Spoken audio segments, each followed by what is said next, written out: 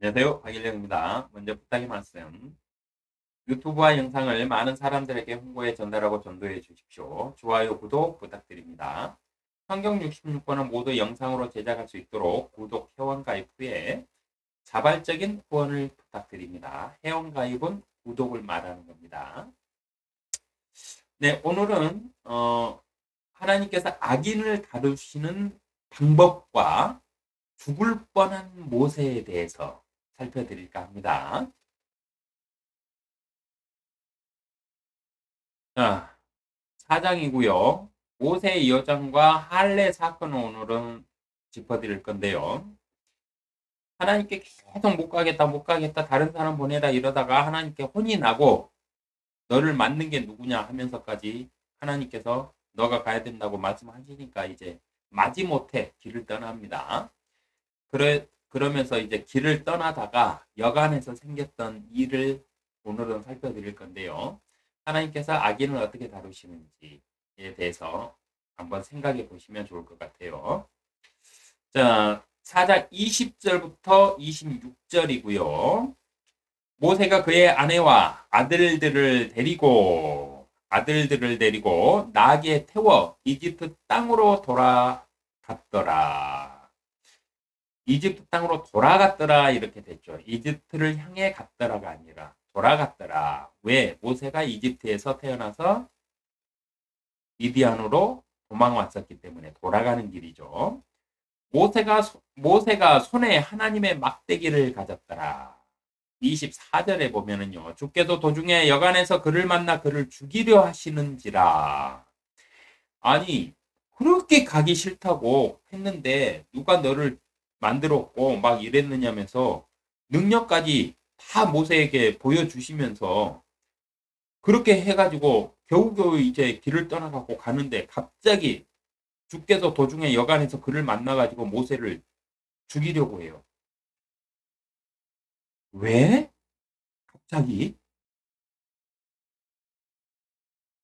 그때 25절 그때 시포라는 모세의 그 부인입니다. 시포라가 예리한 돌을 취하여 자기 아들의 포피를 베어 모세의 발 앞에 던지며 말하기를 당신은 참으로 나에게 피 흘리는 남편이니다 하니라. 그러므로 주께서 그를 가게 하시니라. 그때 그녀가 말하기를 당신은 피 흘리는 남편이라 함은 할례 때문이더라. 고 기록되어 있습니다. 하나님이 어떤 분인지는 이런 거를 통해서 배우셔야 돼요, 여러분도. 자, 보세요. 호렙산에서 만나가지고 다섯 여섯 번에 걸쳐서 밀당을 하면서 모세와 대화를 하면서 모세가 이제 드디어 하나님의 일꾼으로 자기를 네, 80의 그 나이에 노인의 노구를 이끌고 가족들을 데리고 이제 출발을 했어요. 근데 가는 도중에 여간에서 자기가 자기 일 하라고 설득할 때는 언제고 갑자기 죽이려고 그래요. 왜 그러실까요? 왜? 근데 그 이유를 보니까 할례 때문이래요. 자, 할례는 누가 하는 겁니까? 태어난 사내 아이가 며칠 만에 8일 만에 하는 거예요. 8일. 8일째 되는 날 할례를 하는 거예요. 자, 그러면 모세에게는 두 아들이 있었어요. 그러니까 첫째는 아닐 것이고 둘째가 태어난 지 8일밖에 안 됐다 이 소리예요. 이게 성경에 기록이 없죠. 그래서 사람들은 이거를 몰라요. 근데 성경을 계속 읽다 보면 하나님께서 모세가 왜 그렇게 다섯 여섯 번을 나의 명령을 거부했었는지 그 이유를 여기서 찾게끔 해주시더라고요. 저한테는. 모세는 40살에 자기들 민족들을 위해서 이집트 병사를 쳐 죽였어요. 그만큼 자기 민족, 동족을 사랑했었다고요. 그런 모세가 하나님이 찾아와서 그 동족들, 자기 부모와 형과 누나가 있는 곳에 가가지고 그 가족들을 다 출애굽을 시켜라. 데리고 나와라 이러는데 안 간다고 계속 막 뻗팅긴다? 그 이유가 도대체 뭐였겠냐는 거죠. 근데 나는 그게 참 의문이었는데. 이걸 이렇게 깨닫게 해주시더라고요. 이 구절로. 모세는 하나님이 찾아오셨을 때 하나님을 만난 호렙산 있죠. 호렙산에서 하나님을 만났을 때 둘째가 태어났든가 아니면 부인이 만삭이었을 거예요. 근데 하나님이 갑자기 이집트를 가가지고 민족들을 이스라엘 자손들을 데리고 나오래. 곧 둘째 태어났는데 누뚱이 80살에 누뚱이 봤는데 제가 못 가요, 못 가요. 그리고 이 시대에는 지금처럼 의학이 발달된 시대도 아니잖아요. 애를 낳는 것도 목숨 걸고 낳던 시대잖아요. 근데 가고 싶었겠냐고요. 제 이 주장이 맞는지 안 맞는지를 한번 살펴봅시다. 주께서 도중에 여간에서 그를 만나 그를 죽이려 하시는지라는 하나님께서는 어떤 일꾼이라도 자신의 법을 어기고 행하지 않으면 용납하시지 않음을 보여주시는 장면이에요. 모세라 할지라도 이스라엘 자손들을 구원해 내야 될 지도자로 세운 모세라 할지라도 하나님께서 정하신 법, 할례의 법을 지키지 않았을 때 가차없이 모세도 죽이려고 하셨어요. 하나님 입장에서는 뭐 간단해요. 모세 죽이고 다른 일꾼 찾으면 돼요. 꼭 모세여야 되는 건 아니에요. 근데 그거를 그 모세의 부인 시포라는 빨리 캐치하고 이걸 그 할례 때문이란 걸 알고 둘째 아들의 포피를 잘라가지고 모세에게 던져주죠. 당신은 피 흘리는 사람이라고. 피를 흘려야 되는 사람이라고 말하는 거예요, 지금. 왜 이렇게 할 수 있었느냐? 시포라의 아버지가 누굽니까? 미디안 제사장이에요. 그러니까 시포라는 신을 섬기는 거에 대해서 어려서부터 아버지 밑에서 자라면서 교육을 받았던 사람이에요.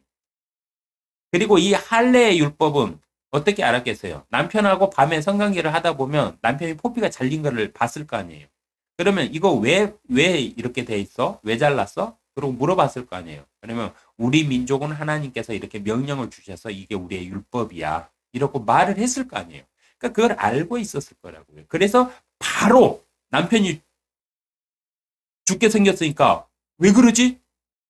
생각해 보니까 딱 그게 떠올랐던 거죠. 아, 오늘 8일째구나. 그래가지고 둘째 아들의 포피를 잘랐다. 이 소리입니다.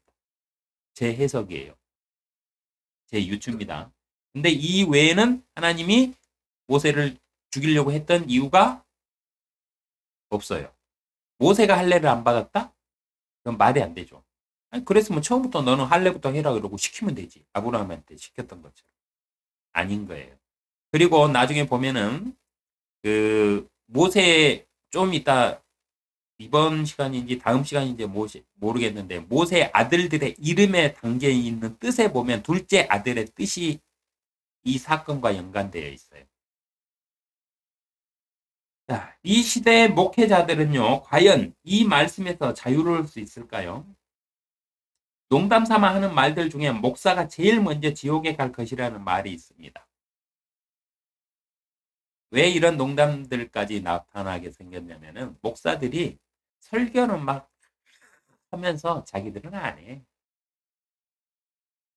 구원받고 뭐 하려면 하나님의 뭐 예수님의 제자지고 그리스도인은 어때야 되나 예수님의 삶을 쫓아서 살아야 되고 전도를 해야 되고 막 이러면서 전도 헌금 봉사활동 왜 계속 강조하는지 알아요? 봉사활동 하는 사람이 많아야 교회가 유지가 되니까.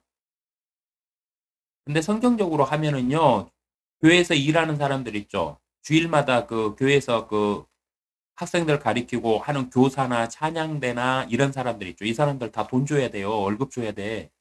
성경대로 하면. 11조가 뭐예요? 첫 번째 내인들에게 월급 주는 거였고 두 번째가 뭐였어요? 나머지는 가지고 그 지역에 속한 고아와 가부와 외국인들, 나그네 된 자들을 다 돌보는 거였잖아요. 그래서 교회는 음식이 떨어지면 안 되게끔 하나님이 명령하셨잖아요. 그들 와서 먹고 그들을 배고픔지 않게 교회가 책임지라고. 그래서 11조 내라고 한 거잖아요. 근데 다 공짜로 시켜. 그러면서 설교는 막 이런 예수님의 제자들은 어떻고 예수님의 제자들이 어떻게 살았고 그렇게 다 살았지. 근데 지는 그렇게 안 살아. 전도하라고 설교하면서 지는 전도를 안 해. 봉사하라고 설교하면서 지는 고아원이나 이런 데 가가지고 노인정 가가지고 노인들 발 씻겨주고 이런 거 안 해. 가끔씩 뭐 그 사진 찍을 때나 가가지고 그 수건 딱 이렇게 펼쳐놓고 이렇게 교황 막 발 시켜가지고 하면 막 전 세계가 떨썩하잖아. 교황님이 발 시켰다 이러면 뭐 개소리들이야. 뭔 개짓거리냐고. 모세를 할지라도요. 하나님의 법, 할례 법을 안 지키면은 죽여버려요. 하나님은 죽이려고 했잖아요. 실질적으로. 모세의 부인 아니었으면 모세는 죽었어요. 이때. 모세를 죽이시려 하신 이유는요. 아브라함에게 명령한 할례 언약을 모세가 아들이 태어난 지 8일째 행하여야 하는데 행하지 않았으므로 죽이려 하신 것인데요. 역대상 23장 15절에 보면은요. 모세의 아들들은 게르손과 엘리에셀이니 모세에게는 두 명의 아들이 있었고요. 모세가 여정을 시작할 때 아내인 시포라가 아들들과 함께 떠났다 했으니 아내인 시포라와 아들들과 함께 떠났다 했으니 모세의 아들 중 아마도 둘째가 태어난 지 8일을 넘겼을 것입니다. 8일째 되는 날 할례를 해야 되는데 8일을 넘겼을 거예요. 그러니까 하나님이 모세를 죽이려고 했던 거예요. 내 명령에 굴복하는 놈은 필요 없다. 4장 1절 모세가 그의 아내와 아들들을 데리고 나귀에 태워 이집트 땅으로 돌아갔더라. 모세가 손에 하나님의 막대기를 가졌더라. 여기서 아내와 아들들이라고 했으니까 모세는 두 아들이 있었어요. 근데 두 아들이 역대 사람들의 그 족보에 보면은 큰 아들이 게르솜이고요. 둘째가 엘리에셀입니다. 성경의 기록은 없지만 유추해 보자면 모세가 하나님의 명령을 한사코 거절한 이유 중 하나가 80살이 되어 얻은 누뚱이 둘째 아들 때문이었을 것이라고 저는 추론을 합니다. 모세의 둘째 아들인 엘리에셀이 이때 태어났다고 해석하는 이유가 있는데요. 첫째, 엘리에셀의 이름 때문이에요. 18장 2절에서 4절에 보면은요. 그때 모세의 장인 이드로가 모세가 돌려보냈던 모세의 아내 시포라와 그녀의 두 아들을 데리고 왔는데 하나의 이름은 게르솜이니 이는 그가 말하기를 내가 타국 땅에서 애국인이 되었도다 하미요. 애국인이 되었다. 게르솜 그러니까 모세는 아들들의 이름에다가 자기의 그 뜻을 담았어요. 그리고 성경에는 이스라엘의 그 민족들도 그랬지만은 성경에 나오는 사람들의 이름을 보면은 어떤 의미들이 담겨 있는 이름들이 있어요. 하나님께서 지정해서 너는 무엇이라 하라 이렇게 그 지어주신 이름도 있고요. 그래서 모세의 아들들의 이름에도 그게 있는데 첫 번째 아들은 게르솜이니 이는 그가 말하기를 내가 타국 땅에서 애국인이 되었도다 하니요라고 했으니까 이집트에서 살인을 하고 미디안으로 도망쳐가지고 그 이드로의 딸 시포라와 결혼을 해서 얻은 첫째 아들이니까 자기 신세를 한탄하면서 자기의 상황을 갖다가 이름에다 담은 거고요. 아들의 이름에. 둘째 아들의 이름에도 이렇게 뜻을 담았습니다. 또 하나의 이름은 엘리에셀이니 이는 그가 말하기를 내 아버지의 하나님께서 나를 도우시어 파라오의 칼에서 나를 구해내셨다 함이더라고 기록되어 있어요. 자, 이 말의 뜻을 한번 유추해 봅시다. 시포라는 2일 후에 여간에서 하나님의 모세를 죽이려고 했을 때 이게 할례 때문이구나 해가지고 둘째 아들의 포피를 잘라서 남편을 살렸죠. 그리고 나서 이 사건이 있는 후에 시포라는 모세가 어린 아들과 함께 이집트까지 가는 것이 걱정이 되어 장인 이드로에게 돌려보냈을 것으로 추정이 됩니다. 이 말씀 외에는 가족에 관한 기록이 없어요. 근데 생각을 해보자고요. 이 다음부터는 그 모세의 행적을 이렇게 쭉 보면 이 여간 사건 이후부터는 아내와 아들들이 기록이 없어요. 아예 안 나와요.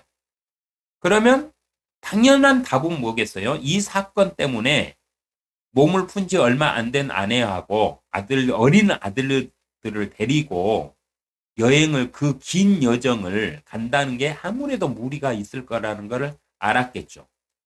그래서 이렇게는 안 되겠다 해가지고 아내와 두 아들들은 장인에게 다시 돌려보냈다. 이런 결론은 쉽게 나올 수 있겠죠. 네.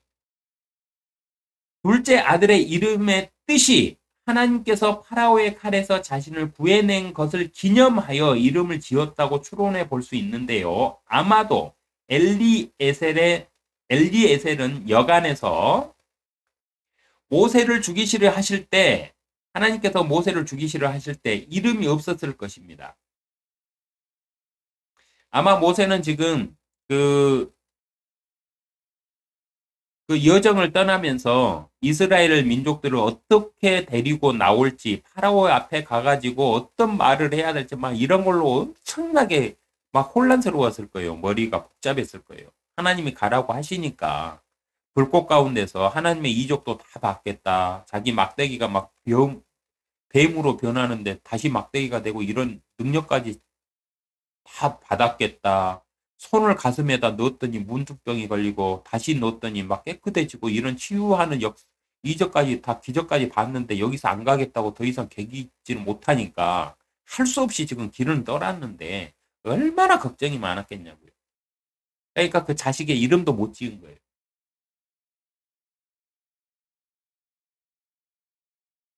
해서 이름이 없었다고 저는 추론을 하고 있어요. 아마 다른 이름으로 불렸겠죠. 성경에 기록은 없지만은. 아마 그 장인이나 부인이 임시적으로 이렇게 이름을 줘가지고 불렀겠죠. 그러나 아버지가 둘째에게 이름을 지어준 거는 언제였느냐? 출애굽 이후에 시내산에 도착해가지고 거기에 한참 있었을 때 장인이 자기의 딸과 손자 둘을 데리고 모세를 찾아와요. 이때 모세가 둘째 아들의 이름을 지었을 겁니다. 그래서 그 이름의 뜻이 무엇이냐? 하나님께서 파라오의 칼에서 나를 구원하셨다가 되는 겁니다. 이렇게 추론해 볼 수 있는 거예요. 엘리에셀은 여간 사건 때 태어났다고 추론하는 두 번째 이유는요. 하나님께서 모세의 둘째 아들의 할례 때문에 모세를 죽이시려 했기 때문입니다. 만약 모세의 아들들이 이미 장성한 아들들이었다면 하나님께서는 여정이 시작되기 전에 모세에게 일러 자신의 법에 따라 먼저 할례를 행하게 했을 것입니다. 또한 두 아들이 아니라 둘째 엘리에셀이라고 말할 수 있는 근거는요. 4장 25절 그때 시포라가 예리한 돌을 취하여 자기 아들의 포피를 베어 모세의 발 앞에 던지며 말하기를 당신은 참으로 나에게 피 흘리는 남편이니이다 하니라. 아들들의 포피가 아니라 아들의 포피이기 때문이에요. 만약 이때 시포라가 할례를 행하면서 아들들의 포피를 베어 이랬으면은 두 아들 다 할례를 안 받은 게 되겠죠. 근데 아들의 포피를 베어라고 그랬으니까 첫째는 아닐 것이고 둘째가 태어난 지 8일이 지난 겁니다. 이렇게 해석이 되는 거예요. 4장 27절 주께서 아론에게 말씀하시기를 광야로 가서 모세를 만나라 하시니 그가 나가서 하나님의 산에서 그를 만나 그에게 입맞추더라. 하나님의 일꾼 아론을 살펴볼게요. 하나님의 산에서 자 여러분 이거 혹시 알고 계신지 모르겠어요. 성경을 관심 있게 보는 분들은 이걸 알 거예요. 모세가 이집트에 도착해서 아론을 만난 게 아니에요. 하나님께서 아론을 내 형을 일꾼으로 모세에게 붙여줬잖아요. 그러면서 하나님은 동시에 아론에게 나타나셔가지고 아론에게 그 형인 아론에게 네 동생 모세가 나의 일꾼으로 오고 있으니 네가 마중을 나가라 이렇게 미리 보낸 거예요. 그래가지고 주께서 아론에게 말씀하시기를 이랬잖아요. 그러니까 아론에게 찾아가가지고 광야로 가서 모세를 만나라. 여기서 말하는 광야가 어디냐? 호렙산 근처, 시내산 근처예요. 그가 나가서 하나님의 산에서 그를 만나 그에게 입맞추더라 그랬어요. 하나님의 산에서라고 그랬으니까 호렙산, 시내산인 거예요. 여기서 마중을 나간 거예요, 아론이. 근데 아론을 왜 하나님이 미리 모세를 마중하라고, 어차피 모세는 이집트로 오게 돼 있잖아요. 오면 만나면 되지. 아론을 왜 보냈을까요? 이것도 재밌어요. 이런 의문을 가지고 왜 이러면서 계속 하나님께 여쭈면서 성경 읽으면 너무너무 재밌는 게 성경이에요. 하나님의 산에서는 신의 산을 말하는 것으로 아론이 모세를 마중 나간 것은 미디안 땅의 경계인 광야의 신의 산이었어요. 모세보다 2살 더 많으니까 모세가 80이니까 아론은 82세 노인이에요. 82세 노인이 이집트에서부터 미디안까지 하나님의 명령에 의하여 모세를 데리러 간 것입니다. 근데 하나님은 왜 이렇게 시켰겠느냐는 거예요. 어차피 모세는 이집트로 가고 있고, 그러면 아론은 이집트에서 살고 있고, 그러면 오면 만나면 되잖아. 근데 왜 아론을 시켜가지고 광야의 시내산까지 모세를 마중가라고 보냈겠느냐는 거예요. 하나님의 섭리는 참으로 훌륭하세요. 이 사건은요, 아론을 이렇게 보낸 이 사건은 단순한 사건이 아니며 하나님의 섭리가 숨겨져 있는데요. 무엇이냐? 어차피 모세가 가야 할 길이니 모세가 이집트에 가서 형 아론을 만나도 되는데 왜 굳이 하나님께서는 아론을 그 먼 거리까지 보내셨을까요? 아론 입장에서는 갔던 거리를 다시 돌아와야 하고 모세는 어차피 갈 길이었어요. 그런데 왜 굳이 아론을 보내셨을까요? 아론을 마중 보낸 이유가 있습니다. 이유가 무엇이냐? 출애굽 여정의 길을 미리 답사하여 익히도록 보낸 겁니다.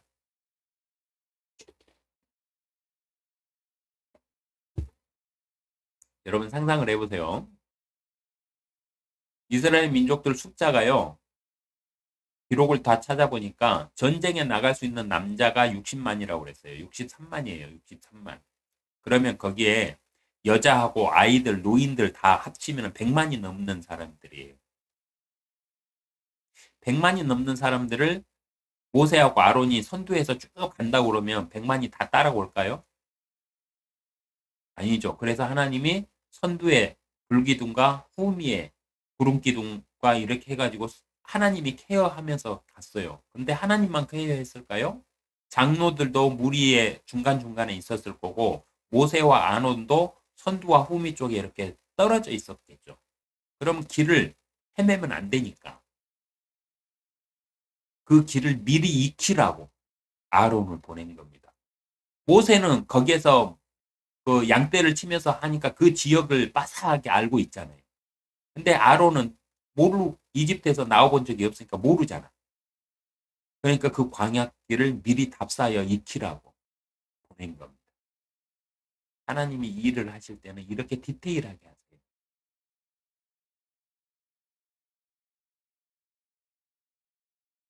사장 22절 주께서 모세에게 말씀하시기를 내가 이집트로 돌아가거든 너는 내가 너의 손에 준 그러한 모든 이적들을 파라오 앞에서 다 행하라. 그러나 내가 그의 마음을 안악하게 하리니 그는 백성을 가게 하지 아니하리라. 여기서 그러면 하나님이 파라오를 일부러 나쁜 놈으로 마음을 안악하게 해가지고 안악하게 해갖고 나쁜 놈으로 만드셨느냐 이렇게 해석할 수 있죠. 하나님이 일하실 때 하나님이 뭐 사람을 이렇게 뭐 사용하시고 이렇게 설교하고 그렇게 신학으로 교리 풀이하는 사람들 많은데 다 개똥 같은 소리입니다. 사람은 누누이 얘기하지만 사람은 악해요. 어려서부터 악해요. 그 마음의 상상이. 노아의 시대 때 사단들의 빙의를 통해 갖고 사람들의 체질이 다 악하게 바뀌었어. 그래서 채식하던 사람들이 육식으로 막 육식하면서 피 흘리는 사람들로 바뀌었어요. 살인하는 사람들로. 그래서 사람은 원래 악해. 그러니까 내가 그의 마음을 안 악하게 하리니 이 말의 뜻이 뭔 뜻인지 아세요? 사람 원래 악하니까 가만 냅두면 돼요. 이 말의 뜻을 해석할 때 하나님께서 사람의 마음에 관여하시어 강제로 그 사람의 마음을 안악하게 하셨다? 라고 해석한다면 그 사람은 성경 읽기를 포기한 사람이 하나님의 뜻이 하나님의 섭리? 개소리예요. 지가 모르니까 하나님 이름으로 핑계대는 거예요. 누누이 말하는 것이지만 하나님께서는 사람의 일에 강제로 개입하시어 무엇인가를 하시지 않습니다. 이유는 사람에게 주신 자유의지와 선택권 때문이에요. 이게 최상인 법이라고 그랬죠. 내가 그의 마음을 안악하게 하리니 이 말의 뜻은요. 다른 왕들에게 했던 것처럼 하나님께서 파라오의 꿈이나 환상 중에 말씀하시어 파라오가 이것이 신의 뜻임을 깨닫고 선택할 수 있도록 기회를 주시지 않는다. 이 뜻입니다. 하나님께서 사람의 마음에 선한 양심을 일깨워 주시지 않으면 사람은 한없이 악해요. 원래 어려서부터 태생이 악하거든. 그 말입니다. 하나님이 일부러 파라오의 마음을 막 크게 막 이렇게 손대가지고 막 분노에 차게 이렇게 만드셨다는 거 아니에요. 착각하시면 안 돼요. 모든 선택은 누구에게 있다? 사람에게. 선한 선택은 어떻게 할 수 있다? 하나님이 도와주셔야 할 수 있다. 왜? 사람은 악한 존재입니다. 그래서 세상에는 선과 악인 이분법적인 사고가 통용된다, 안 된다? 안 된다. 왜? 사람은 다 악하니까. 선한 사람이 없는데 무슨 선을 말을 해요. 선한 존재가 없어요. 예수님도 자기를 선하다고 말씀하시지 않았어요. 왜? 타락한 인간의 육체를 입고 계시는 한 자신도 선하지 않다고 얘기했어요. 하나님 한 분만 선하다 이랬어요. 근데 무슨 선악을 따져. 말장난이. 누가 더 악하냐, 누가 더 덜 악하냐 이 싸움이에요. 그래서 다 악한 놈들이에요. 다. 나도 악하고 당신도 악하고 목사도 악하고 성인이라고 뭐 추앙받는 교황들 이 새끼들은 더 악하고 하나님 이름 갖고 사기 쳐먹고 살잖아. 하나님께서 악인들을 다루시는 방법은요. 성경에서 하나님께서 죄인들과 악인들을 다루시는 방법이 있는데요. 그것이 무엇이냐? 그들을 그들의 정욕에 내버려 두시는 것입니다. 그러니까 하나님이 악인을 다루시는 방법 간단해요. 사람 원래 악하거든. 그러니까 그에게 선한 양심을 일깨워 주시지 않고 내버려 두면 그는 악한 짓 하다가 지 스스로 망하게 돼 있어요. 그러니까 내버려 두시면 돼요. 하나님.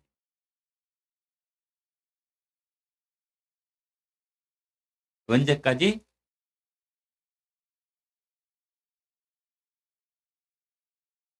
그건 모르겠어요. 어떤 사람도 하나님께서 선한 양심으로 선한 길을 제시해 주시지 않으면 창세기 8장 21절 말씀처럼 이는 사람의 마음의 상상이 어려서부터 악함이라는 말씀처럼 사람은 그냥 내버려 두면 계속 악해지기 때문에 알아서 스스로 망하게 돼 있어요. 로마서 1장 24절 그러므로 하나님께서는 그들을 자기들의 마음의 정욕에 따른 더러움에 내버려 두시어 그들의 몸을 서로 욕되게 하도록 하셨으니 라고 기록되어 있습니다. 하나님께서 악인을 다루실 때 어떻게 한다? 그 사람들의 욕심, 그 사람들의 정욕, 그 사람들의 악한 생각들, 상상들, 그 더러움 속에다가 그냥 내버려 두셔요. 방치해버려요. 그러면 그들은 어떻게 된다? 서로 욕되게 하는 거예요. 서로 망하는 길로 가는 거예요. 성경에는 하나님께서 의인들과 악인들을 다루시는 방법들이 기록되어 있는데요. 의인이라 하면 하나님의 뜻을 깨닫도록 선지자를 보내시거나 꿈과 환상 중에 말씀을 주세요. 의인들에게는.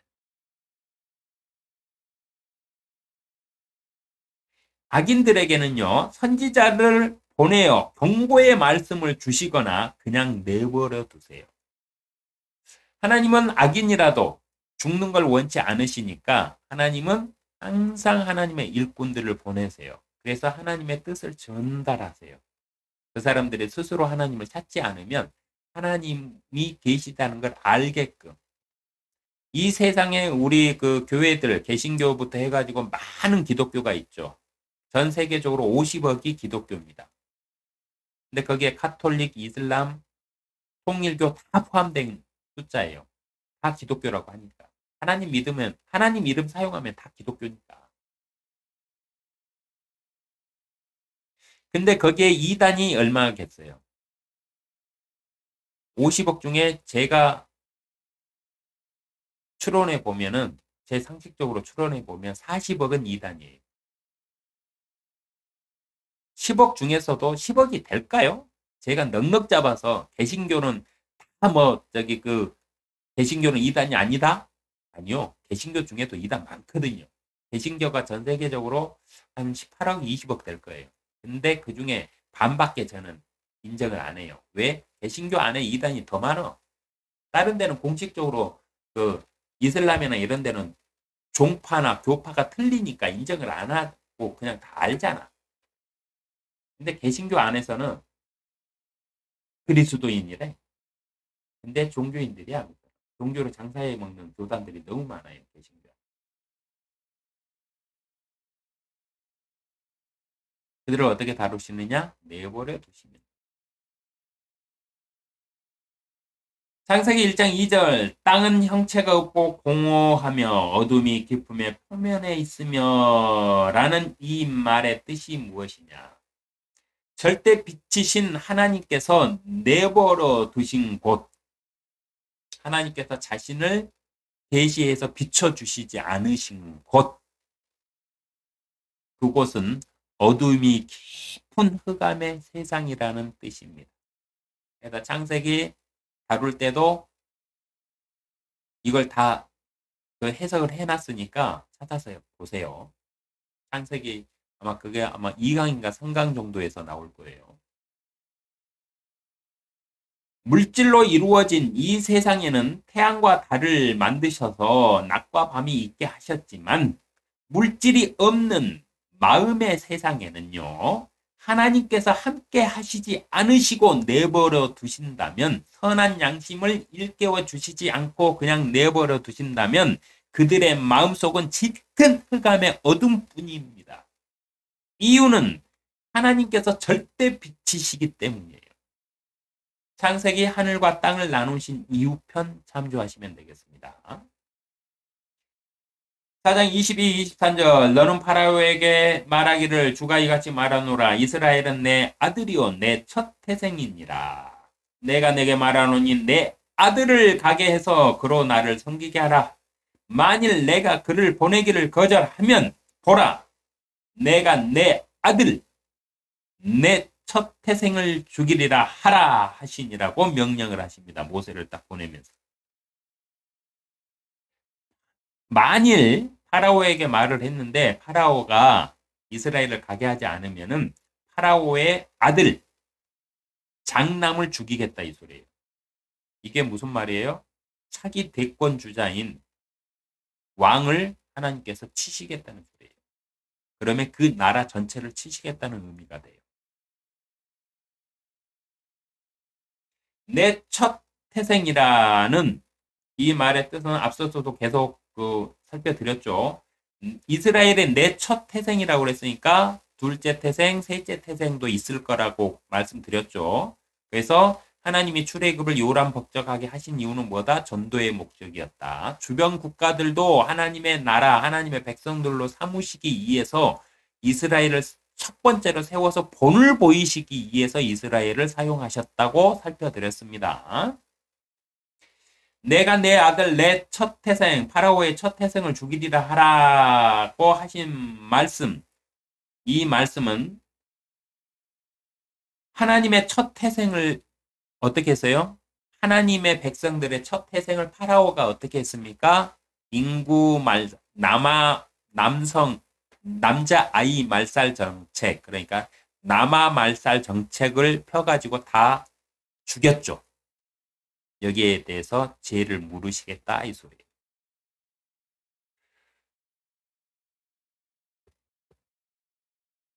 하나님의 첫 태생을 핍박하고 풀어주지 않고 그들에게서 태어난 아들들을 계속 죽이면 나도 똑같이 너희의 아들 파라오와 이집트인들의 아들들을 죽이리라는 말씀으로 모세는 이 말씀을 반드시 파라오에게 전해야 했습니다. 왜? 하나님이 이 말부터 전하라고 했잖아요. 이스라엘을 가게 하라.